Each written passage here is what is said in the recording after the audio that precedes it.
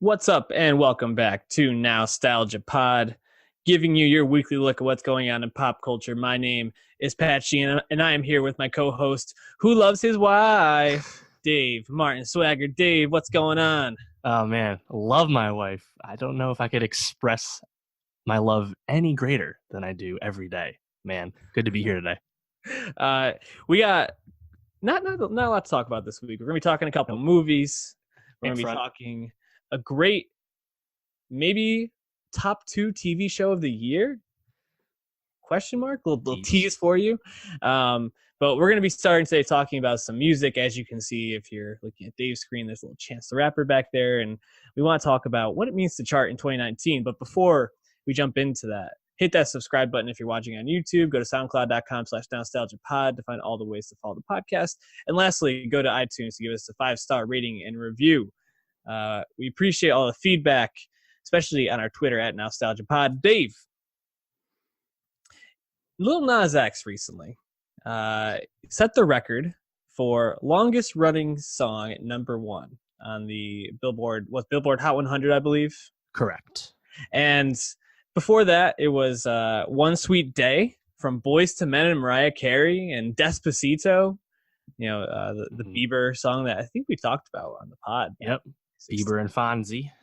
But Old Town Road, it's a juggernaut. There's a lot of talk, though, that's come up from this because Lil Nas X, he knows how to use the internet. He knows how to get people excited for things. And he's been dropping these remix after remix after remix that have kept the song in the zeitgeist for this long and propelled the song to the longest running single of all time. What are your thoughts around that? And I think more importantly, what are your just thoughts around what the Billboard Hot 100 is at this point? Yeah, well, as you said, Lil Nas X is obviously generally celebrated for understanding how the modern internet works, just as a meme provider of memes and one to lampoon himself, but also through the help of his label and whatnot, gaming the streaming ecosystem as well as possible, strong as possible. And I mean, he had both Old Town Road and the original remix with Billy Ray on the 7 EP. And just first track, last track, just a way to continue to drive those streams for the one track that was driving all of his success. And even if I think Panini's done pretty well for him, and even Rodeo to a lesser extent, the majority of Lil Nas X hours logged is, of course, Old Town Road. And then when you do the Mason Ramsey Thug remix, and then the remix, I don't even know if anyone heard, with RM from BTS, the Soul Town Road. And then he's joked about Dolly Parton and Mariah Carey and who the hell else knows. It's a little hokey, right? And I think the question is, most people probably don't understand that that's how the charts work, and probably even more people don't really care one way or the other. So I guess you have to ask yourself, is this a valuable way to gauge what's popular? Because you can look like the Spotify, the Apple Music charts, logging daily listenership. Old Town Road hasn't been at the top of those for quite some time. Yet because he's gaming these remixes that are all logging the original unit, he's still staying at #1. So I guess the question is it legit, and does it matter? I think there's a lot of hubbub about the cheating with streaming, if you will, but you have to figure out what's the point, right? Yeah, those are good questions. My answer to the first one is the game is the game.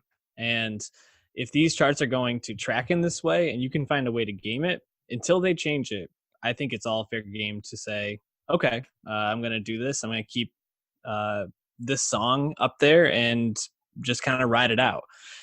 The second question I care a little bit more about, does it matter at this point? And with all the ways that artists try to get their songs onto these charts, whether it's through bundling ticket sales with the albums that people buy, or merchandise, or different things like that, experiences.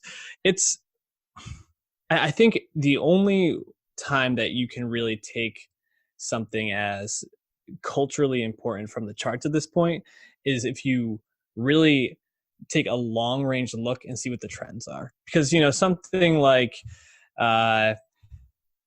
I don't know. It's very easy, I think, for an artist to put an album out, have a bundle with it, or, ticket, merchandise, something, and that gets it onto the top 100 chart. But then the next week, are they staying up there? How much are they falling? What is the fluctuation from week to week? And I think that is really where you'll start to see what matters. Yeah, and to that point, you obviously mentioned the bundling, all the kinds of bundling, and now it seems to the point where anyone who is on a major label that's gearing up for a big album is going to bundle by default, because I think the labels primarily are the ones who care most about getting those number ones and staking the release dates early, which is generally what happens for most major label albums. We like talking about surprise drops a lot, but unless they're eccentric artists like Tyler or someone totally in control of their own destiny like Beyonce, it really isn't that common because the incentives aren't actually that great. Right. And in terms of the bundling, I guess,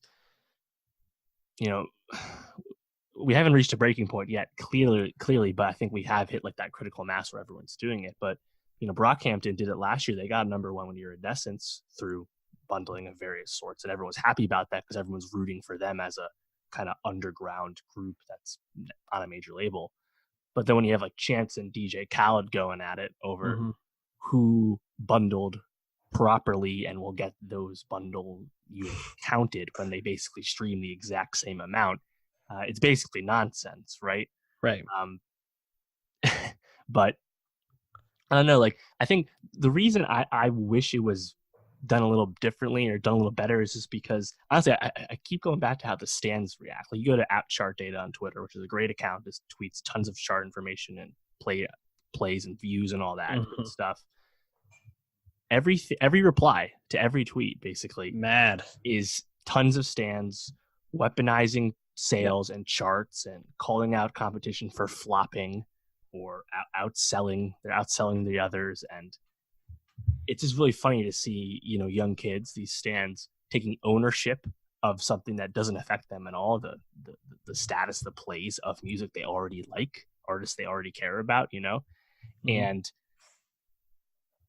they almost don't care that it's all like a lot of BS sometimes. Like, I've kind of stopped caring about like total units ever since streaming took over, because I mean, when Country Grammar or No Strings Attached went diamond, you knew that literally 10 million copies were sold and purchased, right? You knew what that meant.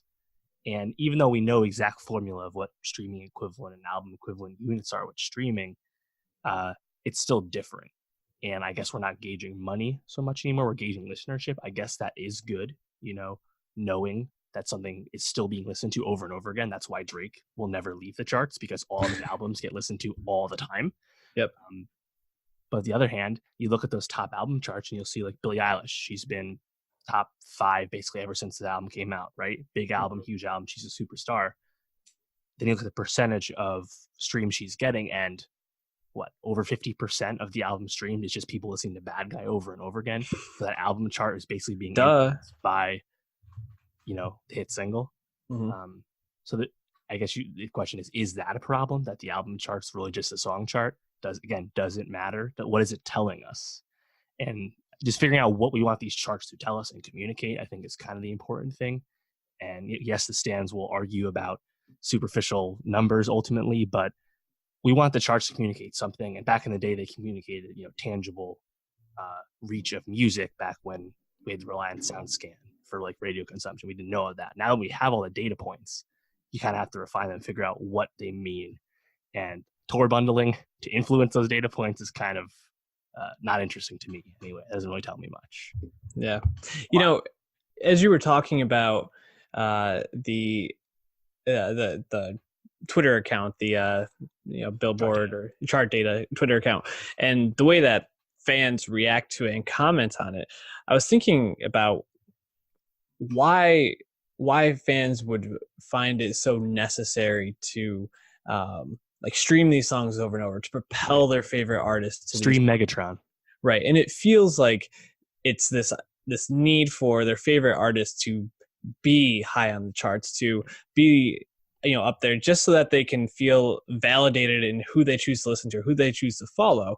And I think there needs to really I mean, it's hard in I think today's age when we see these people as so famous and we idolize them and we want to be recognized in some sense. Like they are people, pay extravagant amounts of money for backstage access to meet people for like 10, 15 minutes. And it's this idea that like, because they do well, I do well. And I think it's important for all fans to take a step back and to kind of think about, what do I really get out of this artistry?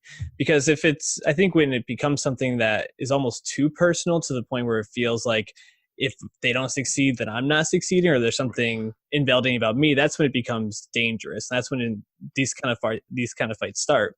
And Twitter, I think it's easy for that to feel like that's the way things are. And Twitter obviously is just a select few, and usually it's the loudest people and the ones who would scream about the most that are saying it. And most people don't take it that personally, which is important to remember. But I think there's these set of rabid fans out there who really feel the need to propel their favorites to some level for their own feelings about themselves.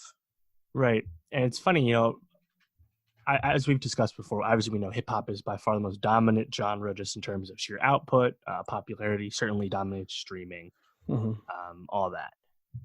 But as we've known, hip hop is primarily driven by streams. Album sales, traditional album sales, just buying the album is pretty archaic in hip hop.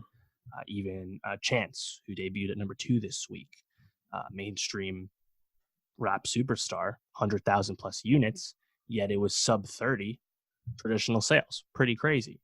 A Boogie with the hoodie season in the dog days of early January this year went number 1 2 weeks in a row with less than 10,000 traditional sales each week because he's a rapper.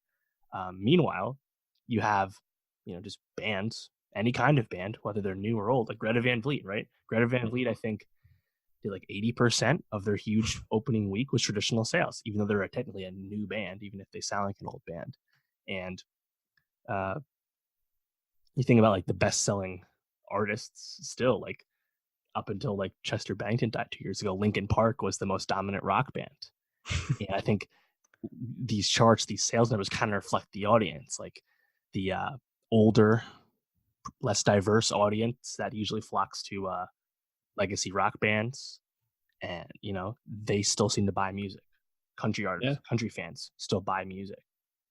Yet they don't really pop up on the playlist. They don't linger on certain charts, but they will linger on the traditional charts. It's really interesting to see how different audiences of different ages and where they're from and what they look like, act in different ways, and finding a way to measure that. Like, how do we compare Jason Aldean, one of the best, most successful country artists we have, selling big 90% of his weeks are from traditional sales? How do we compare that to someone like Chance, who gets, or Travis Scott last year, who gets like millions, hundreds of millions of streams in that first week? What is the difference? Is there a difference?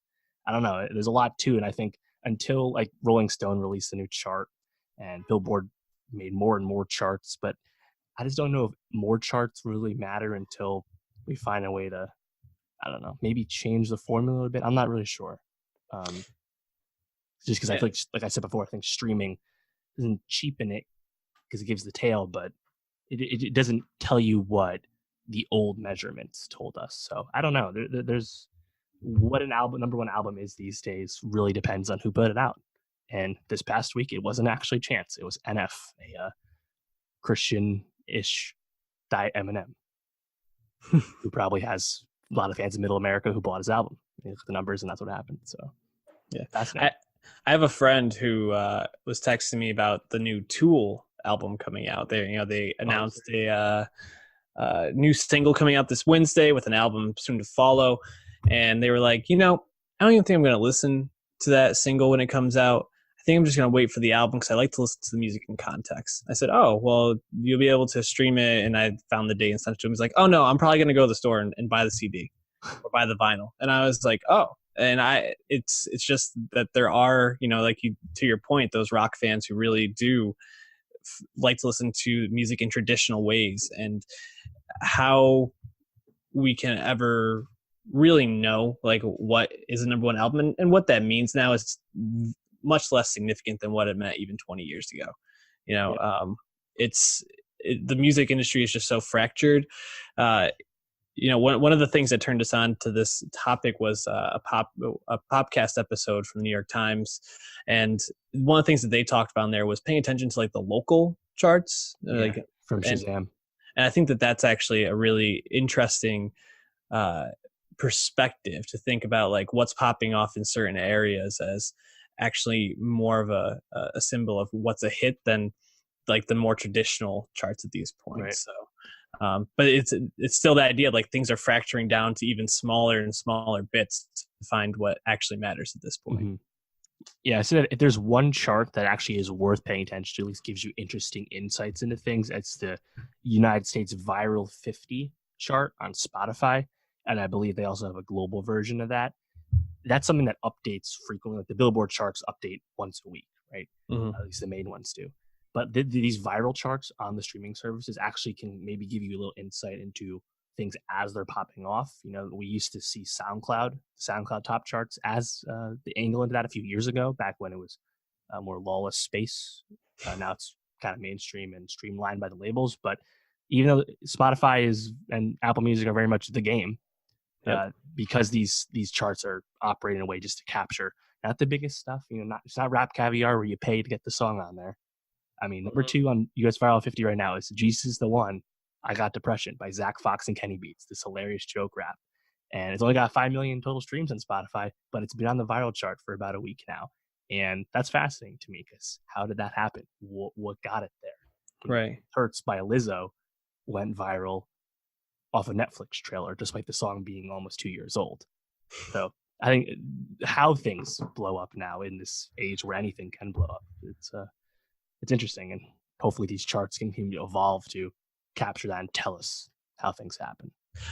Remember when Rap Caviar first came out, and it was like just like blowing up, and everybody was like, "Oh, this is the playlist now. This is where you want to be to catch whatever's hot in hip hop." And then it slowly became commercialized and became taken over by labels. So it's sad. I think I kind of long for those days when it feels like things mattered a little bit more. But at the same time, the fact that there's so much good stuff out there is also encouraging. So right, yeah. Rap Caviar died for me when they had Chopsticks by Travis at the top for like 3 weeks, and I'm like, no one thinks the song is good, guys.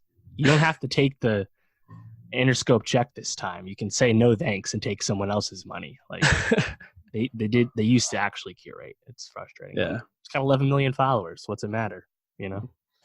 11 million is a lot. I don't know if 11 million people watch this show, but it definitely has gotten a lot of acclaim. Euphoria. We covered the first episode of Euphoria. First 2, I think. First 2 by Sam Levinson. Drake, someone who's on the Hot 100 charts, is an executive producer of this show. Man, the finale wrapped up 2 nights ago, not when we were recording this, and for such a powerful and memorable season of television, that like the very end in that final episode felt very anticlimactic to me, and in a way it kind of colors the way I'm sitting with this show, but I don't think it takes away from the achievement that the first 7.5 episodes were, just because the ending maybe didn't land the way I wanted to. But how did you feel about Euphoria just in general? Then we'll kind of get into some more specifics. Yeah, so I liked the show quite a bit. I thought the show was always incredibly engaging and visually striking at almost the whole time, and definitely seemed to really get into a groove as the season progressed through its 8 episodes. But yeah, the finale definitely caught me a little off guard. I thought there would be a little more tangible resolution or plot development. And I think there was still some things that did progress, certainly, in the finale. But I was a little taken back by the vagueness of some of where we left off. But overall, I'm very excited that the show was renewed for season 2 already, because I liked it a lot. Yeah, and you talked about finding its groove, and I think one of the things that stood out about the show was the structure of each episode, where it started off with these real deep dives into some of the B characters. You know, they kind of got Rue and Jules out of the way early, but the cold opens about Maddie or about Kat, um, I thought, or Cassie, were all really, really intriguing and well done. And I thought that added a really cool structure to the show because they're using this first 5 to 6 minutes to flesh out these characters, and you can then, I mean, it adds just so much depth to the show. Like you understand their decisions more, you understand their motivations more. This is really smart.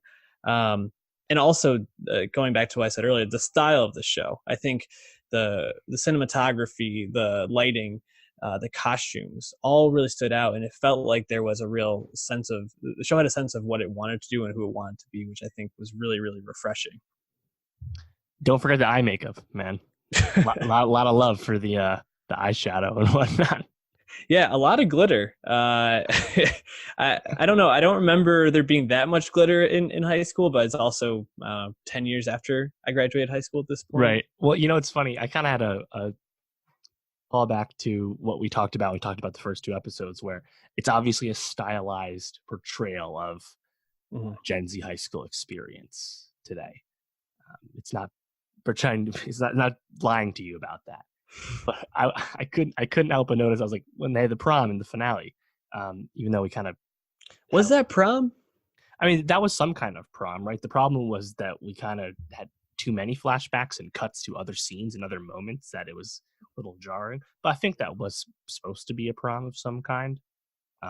Dance, taking pictures, like a winter ball, maybe summer dance, whatever. I thought it was a prom. The point is, it was a super unsupervised prom.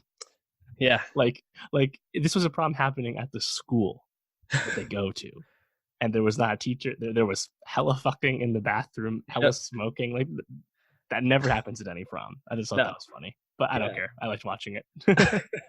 No, yeah, the parents in this. I mean, I guess other than like Rue's mom and Jules' dad, sometimes. I mean, Kat's mom showed up in the very last episode, and she's basically wearing like a corset only to go to the prom, and she's like, "Yeah, you look great." It's like, what? I need you to step in here. Your daughter is literally like a dominatrix online, or I don't know if it's dominatrix. I don't know even how you cam girl. Cam girl, yeah. What characters or what stories did you enjoy the most following this season? Well, I think the obvious highlight is the Rue, Jules friendship dynamic, codependence of their relationship.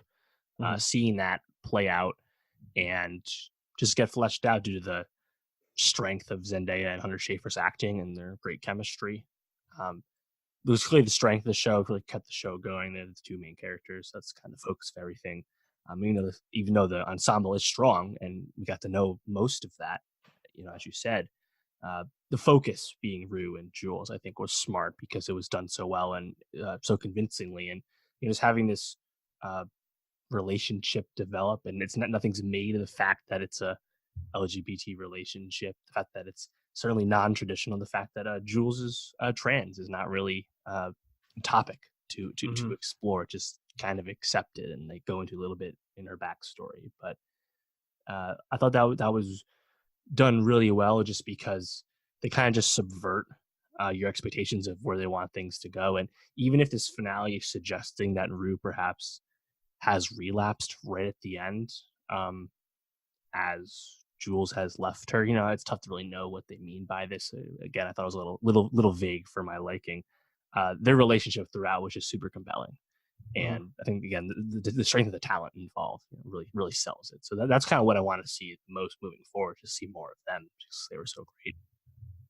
Yeah, I mean, Jules and Rue were captivating, but I think the standout for a lot of people, or maybe like the MVP behind them, is Fez, played by Angus Cloud, which is funny because if you want to talk about like the Dion Waiters Award to take away from the rewatchables, I mean, he wins it without a doubt. Every time he's on screen, absolutely electric. I think he maybe says like 50 words all season, and still his presence is obvious. Whether it was the fentanyl scene with Rue and what's the drug dealer's name? Oh, I don't even know. That scary fucking guy. He's terrifying. Whoever plays him also excellent. And then also the scene between him and Nate was incredibly tense. Yep. And even in the finale, him having to go and steal money from somebody so he can pay off the drug dealer, and the guy trying to grab a gun during it, and the way he had to react, just really, really captivating every time he was on screen. Yeah, I also really liked Sydney Sweeney as Cassie. Again, another character that has a lot of growth throughout, and both her coming to terms with who she is, how she feels about things, her relationship with McKay kind of goes its natural course, and I think she was a lot of fun, and also again pretty warm. You kind of learning that backstory about stuff with her dad and her once life of ice skating and things like that, right? And kind of similar to what they do for Maddie, someone who doesn't come off as very likable in the beginning due to her association with Nate, and it's kind of a standoffish nature with her friends and stuff. But then you kind of understand again where she's coming from, how she got to this point, and there's just a lot of shades of gray with a lot of the characters. I think, frankly, the only character that doesn't really have any shades of gray is Nate Jacobs, arguably the second most, or who is most detestable in the HBO summer season? Mary Louise from Big Little Lies or Nate from Euphoria? Oh, Nate for sure. Mary Louise had some good points, like when crashing her car. Yeah, and she's not even remembering driving at this point. Like she needed to be a better parent, that's for sure. But Nate is literally just like absolutely blackmailing just people. Person.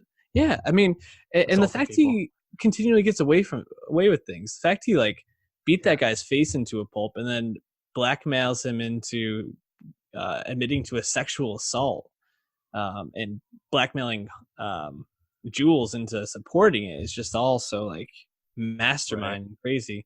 And actually probably the most affecting moment with Nate for me was, and there was a lot of scenes that were tough to watch, but the last scene he was in where Eric Dane, his dad, like wrestles him to the ground because Nate is like trying to intimidate him, and then he just starts like losing his shit and like having a mental breakdown there on the floor and just like screaming with rage. It was really like unsettling, and I think just pointing more to that internal rage he has with the conflict with the sexuality and all of his family secrets.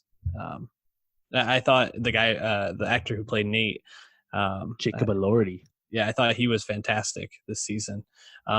As was someone that doesn't get a lot of shine, Maud Apatow, who played Lexi, and maybe the most subdued role of the season.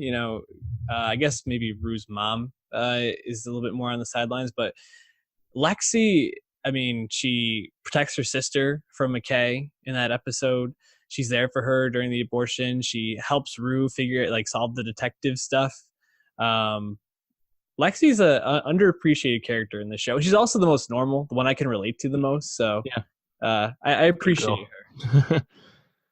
I want to talk a little bit about the style of the show, because I think the moments people that probably stood out the most were the most non-traditional, or the ones that kind of stood out. What were your favorite ones in that sense? Clear answer for me. I believe it was the second to last episode 7. It's the one where Rue's figuring out the master plan that Nate had or was doing, connecting all the dots, but it's done as if she's in like a hard-boiled detective noir film. And like she has like the outfit and everything. She's got the gun holsters on, chain smoking at 3 a.m. Like, I was laughing and just incredibly entertained the whole time, because again, Zendaya is quite restrained a lot as Rue, given who Rue is.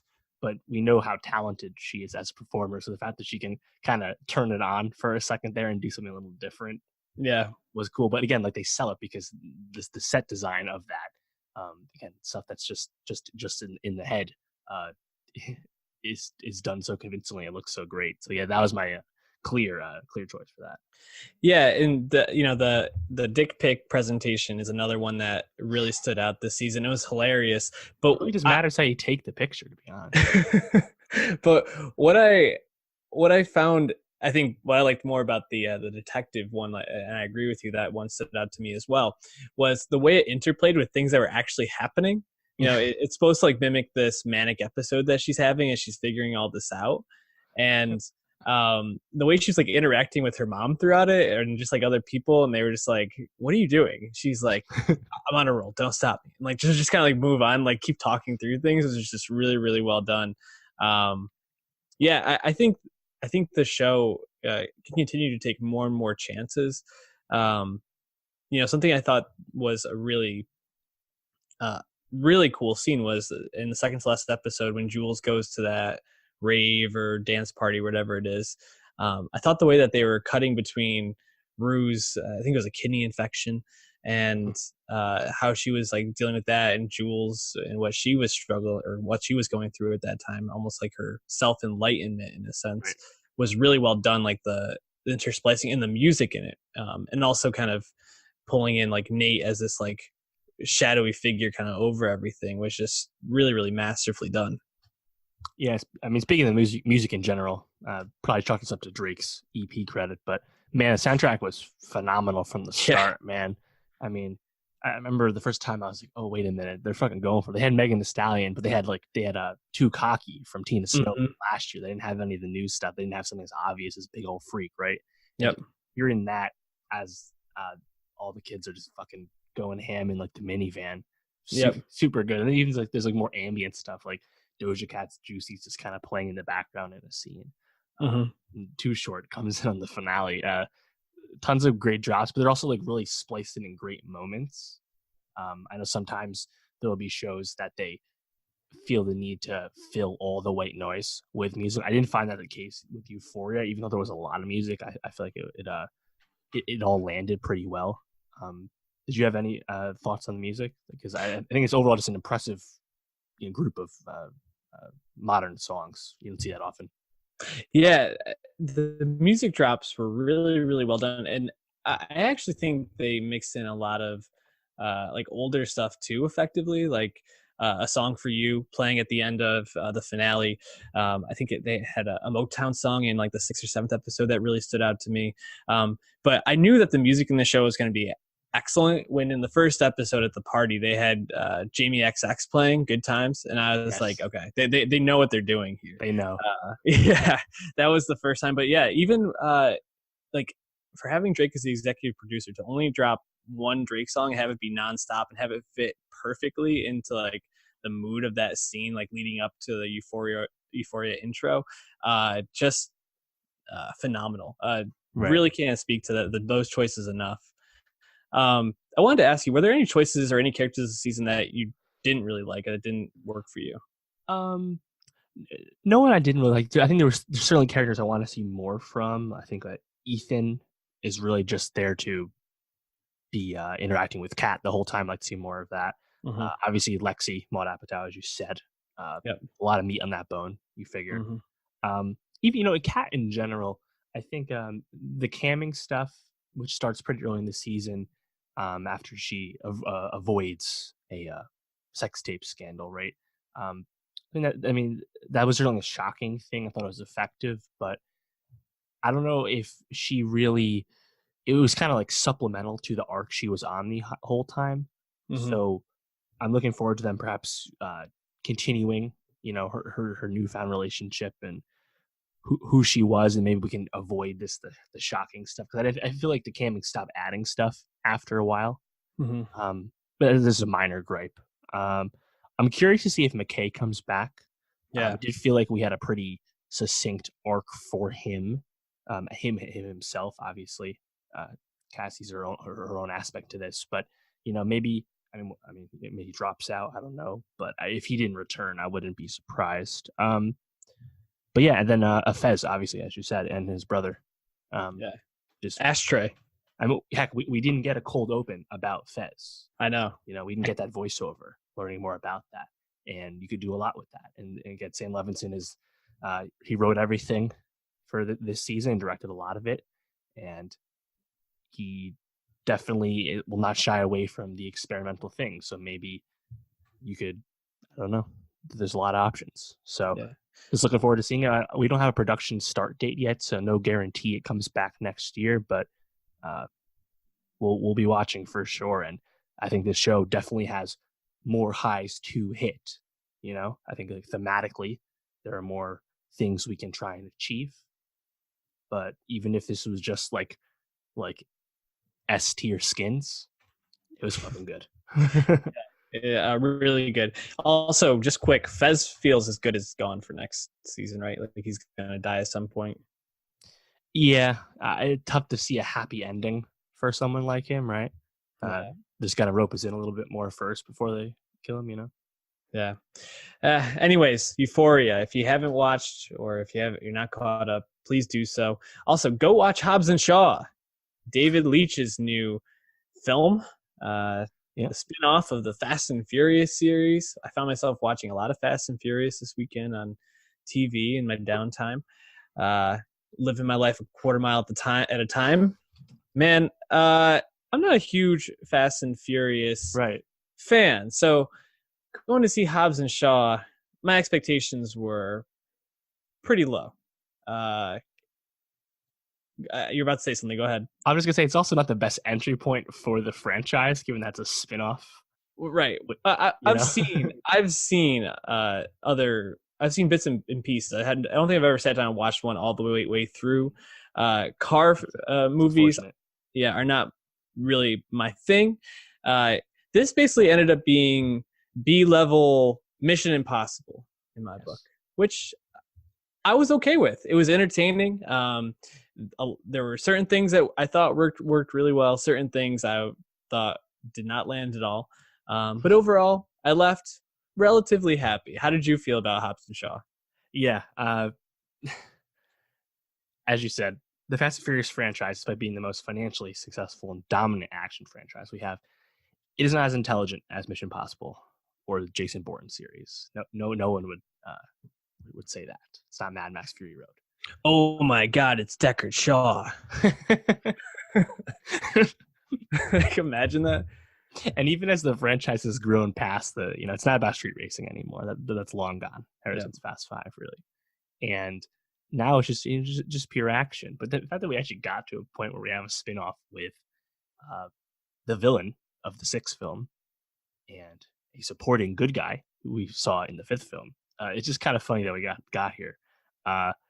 And honestly, I didn't really feel like there was that many through lines for it being a fast movie beyond the obvious family platitudes that we usually expect from Vin Diesel and crew, La Familia, the Torettos. We get it, right? Like Vin is basically giving the same speech for 8 films, and now we had Hobbs and Hobbs's mom give us that speech this time around. And I guess even Vanessa Kirby and Jason Statham are 20 years apart roughly as in real life, but they're siblings in this movie, and their mom's Helen Mirren, who we previously had met as well. So there's your family connection. There's your franchise. We're a family tissue. But yeah, I think it's just kind of a brainless, but also very enjoyable action romp, And I think the key we needed was Vin Diesel and Jason Statham, or The Rock would be very mad at me now. The Rock and Jason Statham to have great chemistry for this movie to work, and we got a hint of their chemistry in Fast 8, and I think they work. They play off each other really well, and I actually like how they built up to them going from straight guys that don't fuck with each other to actual, having a bit of mutual respect. I liked how it got to that point, and Idris, who we had previously seen in a blockbuster franchise as a villain in Star Trek Beyond with lots of prosthetics. I think he's really good at selling a bunch of crap, like a Brixton. I think there was a lot to Brixton, but I like watching Idris do things, and whether that's just people up or riding a kick-ass motorcycle. Cool, man. But he was fun. But obviously the star, to the shock of absolutely nobody, was Vanessa Kirby, who we had just seen do this even better in Mission Impossible Fallout. And man, I thought she was fantastic the whole time. and I actually was surprised she was in the movie as much as she was. I didn't realize she was basically the third lead, but I had a lot of fun with that. And like I said, the plot's super brainless. The bad guys, whatever, that we hadn't seen before, but we get some crazy fast shit. In this case, it was a bunch of trucks hooked up to each other to keep a helicopter close. Sure, man. And having The Rock flex holding a chain while attached to a tow truck, as it were. I mean, this is the guy who, Hobbs, of course, we know, diverted a torpedo from a submarine. Go. So why not hold a helicopter with his sheer hands? I'm with it. So yeah, I mean, I had a good time. Isn't this just like G.I. Joe's now? It's like, funny. He was in G.I. Joe Retaliation. Yeah. So I want to start with maybe the first thing that stood out to me that I was just kind of like, what are we doing here? How old do you think Vanessa Kirby is? She's like 34? 31. Yep. Okay. You're close. How old do you think Jason Statham is? He's in his 50s. I didn't know that. Right? And yeah, he's 52. They're 21 years apart. A whole person who could have been born and been able to drink at this point. Got drafted. But apparently their brother and sister, who were close enough in age where they were doing these grew up together things together. Who's aging up? Who's aging down here? Because Vanessa Kirby, I don't think she can play up. So Jason Statham, I'm supposed to believe he's like 35. You know, it's funny. He basically looks he's looked exactly the same since we saw him in Snatch. True, right? Like he I guess we're aging Statham down. I didn't actually realize he was in his 50s. I thought he was maybe 40. I thought he was like Leonardo DiCaprio's age or something. Huh. 40s. But yeah, that's not a big stretch for me. I mean, he's always been bald. He's always been muscular, and right? So I can look past that. Okay, so the next thing, I'm supposed to believe Vanessa Kirby is really into The Rock. There was nothing there, no chemistry. I was like, yeah, man, get that love connection out of climb this mountain, baby. I mean, when I know I have to basically throw belief out the window in a lot of these things. Like you said, The Rock was like holding on to a chain, like in midair, holding like a helicopter. It was like ridiculous shit. Yeah, I mean, that's the thing. The Rock is basically like a real life superhero at this point. But just some of those little things like just didn't make sense to me. Maybe make Vanessa Kirby like a cousin, or at least in the flashbacks, like show her being a little bit younger. The things that worked for me though were all the action scenes. I thought the action in this movie was really well done and really fun. I really liked a lot of the car chases, actually, probably more than I like the actual fighting. You know, things like when Jason Statham is driving his, I think it was a Ferrari McLaren through London, and he goes underneath that tractor trailer and then bricks it on the motorcycle, like slides underneath too. That's a nod to Fast One. That was what Letty used to do in the very first movie. That was really fucking awesome. I thought the ending battle was pretty cool, although this is my third gripe. That battle starts at night and then goes into daytime and then back into the next night, all within like an hour. It was absurd. I couldn't believe it.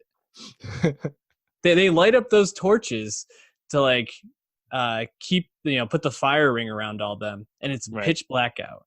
Then they start fighting and it's dawn. And then by the time they fight Brixton on that cliff, it's nighttime again. It was bizarre. You know, it's funny. When I realized Cliff Curtis was Hobbs' brother, I was like, Cliff Curtis is Samoan? I didn't know that. He's actually New Zealand.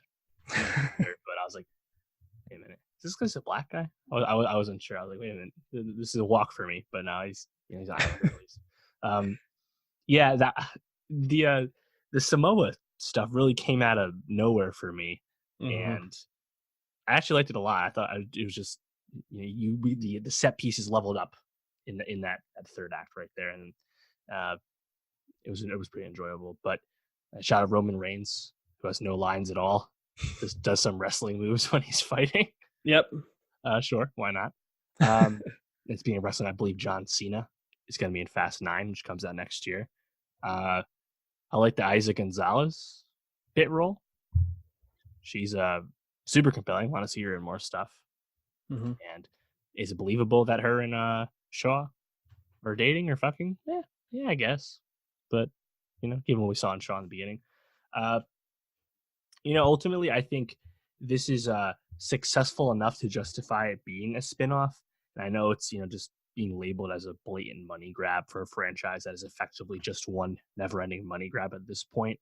And even though this only made like $60 some odd million, definitely franchise low. That's actually the biggest non-Disney opening weekend of the summer, which is kind of crazy. And David Leitch, man, co-directs John Wick, Atomic Blonde, Deadpool 2, now Hobbs and Shaw. Guy's on fucking heater, man, just in terms of big projects that all work. Pretty impressive. And another thing that actually took me by surprise with this, I did not know Ryan Reynolds and Kevin Hart were going to be. I don't think anyone did. And Rob Delaney. Right, and Reynolds apparently actually rewrote a lot of his lines doing his Deadpool riffing. That was cool. I thought he was a lot of fun in this. Detective Pikachu back in the flesh.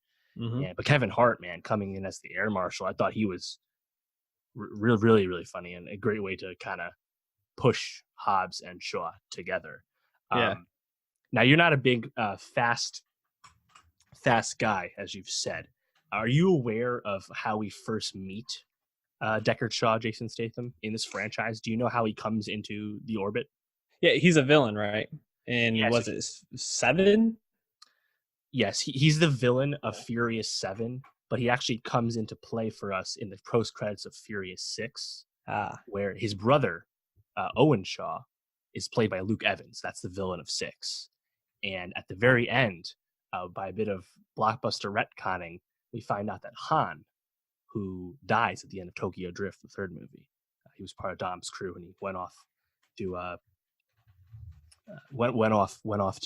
Japan, and he dies. We find out that crash where he died in was caused by Jason Statham. Basically, the movie comes up and he's like, Dominic Toretto, I'm coming for you, motherfucker. You don't know who I am, but you will know soon. Like, that's how he set it up. So the point is, not a bad Statham, man. He's set up as this big villain, and Han was a fan favorite character. And there's a bit of a Justice for Han campaign ever since Fast 8 back in 2017, where he kind of becomes a pseudo good guy, playing with The Rock and helping the Dominus crew to a certain extent. And everyone's just thinking, like, we have this Han erasure where this guy committed a heinous act, really killing one of the family, is now kind of a good guy who we like. So some of the hardcore Fast faithful are not happy about this development still. So is he going to come back? Han? No, he's super dead. He's done. Oh, okay. Yeah. The thing, it's really funny because the way Brixton was too, right? Like, didn't he get shot in the head? Who's that? Brixton? I think Brixton's super dead as well. Oh, okay. But apparently he was super dead and then was brought back to life, is what I'm saying. That's true. We've established this now that everyone's a superhero. Anything's possible. I mean, heck, in Furious 7, we parachuted cars from the sky onto roads. It looked badass. It was awesome. They jump buildings and it goes up. It doesn't go down. It like goes up the floor. It's incredible. I was thinking about Fury 7. Like, you seen the trailer, like, oh shit, we're jumping the Burj Khalifa with a Ferrari. Oh my god. And then when you watch the movie, you're like, oh my god, we're jumping 2 buildings. It's crazy. But I mean, the thing is, the franchise was obviously a very different thing. It was basically Point Break, but they were stealing DVD players in the first one. And then Too Fast, Too Furious comes out. That's where Tyrese is introduced. That's where Ludacris is introduced. Very bad. Arguably the worst movie of the franchise. And it's basically dead. Tokyo Drift's a spinoff with Lucas Black and Bow Wow. And that's where we first meet Han. And then we find out later, we go back in time. Like, Tokyo Drift's the last movie to take place because Han was alive in the future movies. And he leaves after Furious 6 when Gal Gadot dies. And it's a pretty easy to understand timeline. Just the movies came out in different orders. But yeah, this Han erasure, man, the hardcore fans not taking it well. But I mean, it was no different to you, right? You're like, I don't even know who Han is, man. I just know Jason Statham. How do you feel about this overarching like bad guy that was introduced at the end, who was like controlling Brixton? Yeah. How do you feel about it? So that's the thing where like they tease that he's met Statham before, right? I think that's a bit of a red herring. People, they want all the fans to think, oh, who in the franchise could it be that we've met before? I feel like that's not even decided yet unless that person's going to show up in 9, which is already being filmed.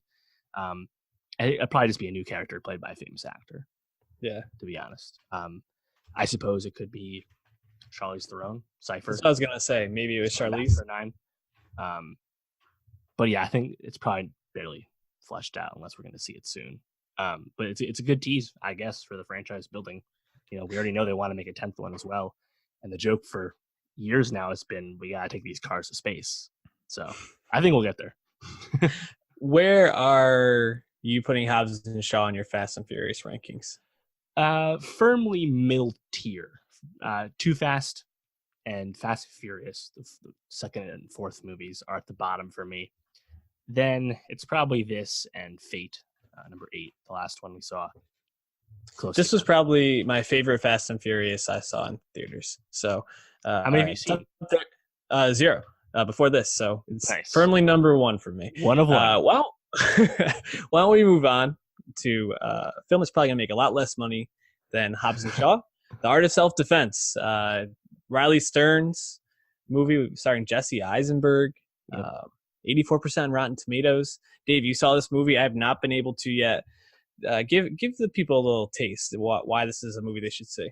Yeah, this Art of Self-Defense, the second movie from Riley Stearns, his first movie is called Faults, which has Mary Elizabeth Winstead. I have not seen that. And this is a very small movie put out by Bleecker Street. Got a fair amount of love after premiering at South by Southwest. And very small movie, super cheap, 25-day shoot, very, very contained movie. And Jesse Eisenberg is the lead, which is, I think, really interesting because Eisenberg's kind of been an interesting career path since Social Network, and he blew up from that, right? I think there was a lot of time when they're trying to push Eisenberg as this compelling, charismatic leading man figure.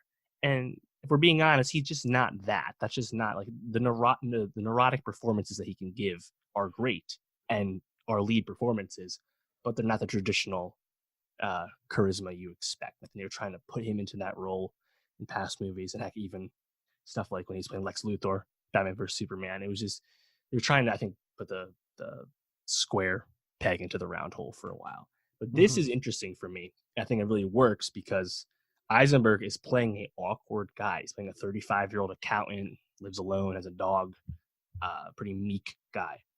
And this movie, which I think is a great success, and I would encourage everyone to see if they can.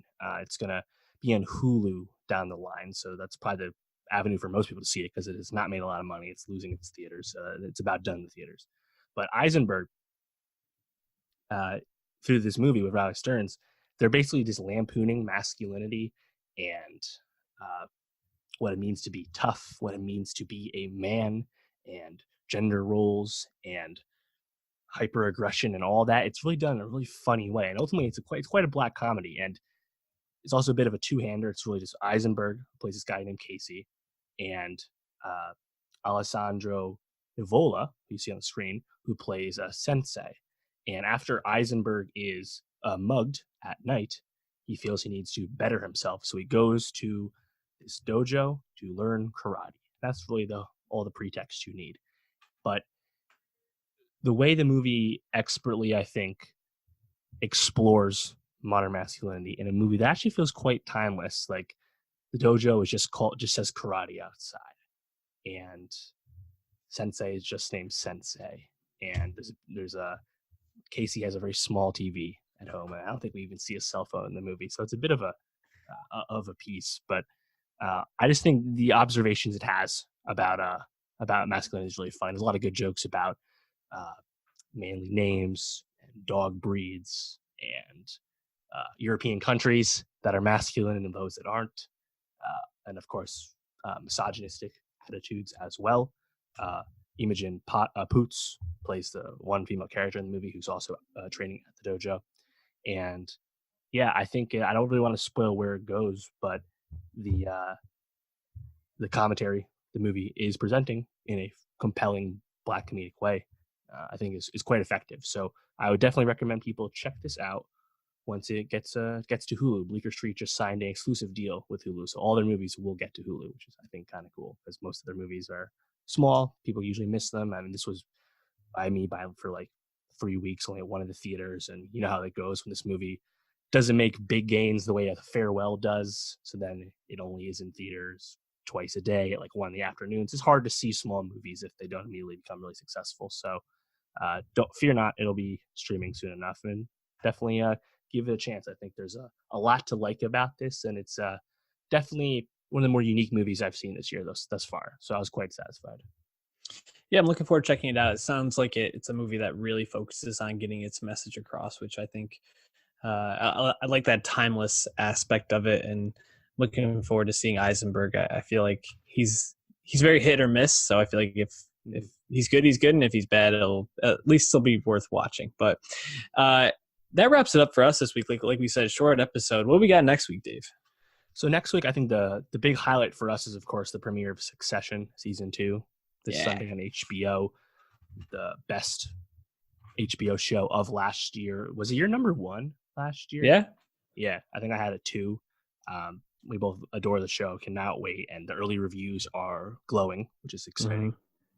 We'll also be talking about Legion season 3, wrapping up the final season of Legion, the series finale. It's on Monday, and also Glow season 3 premieres on Netflix this Friday. We'll be getting to that in the upcoming week or two. And also someone we've talked about a little bit recently, Rick Ross, on a great feature run, is releasing Port of Miami 2. And you bet your ass we're going to talk about The Boss. Looking forward to it. Subscribe on YouTube. Go to soundcloud.com/nostalgiapod. Find all the ways to follow us and give us that 5-star rating and review on iTunes. And we'll see you next week.